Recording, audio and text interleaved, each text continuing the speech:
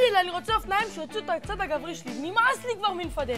בוא איתי, בוא. אז ככה, יש לי פה קודם כל את אותו אופניים עם אותם נתונים. מיני פט או פט? מה אתה מעדיף? למי קראת פט? לא אתה ידבע, אופניים. תביא את הפט, נראה טוב. יאללה, בוא, עלה. עלה. אוי, לא טוב, עזוב, רד, עזוב, יש את המיני, מה יש לך? אתה גלו? מלא. בוא לפה, תעלה פה. שב פה נראה עכשיו. בוא נראה.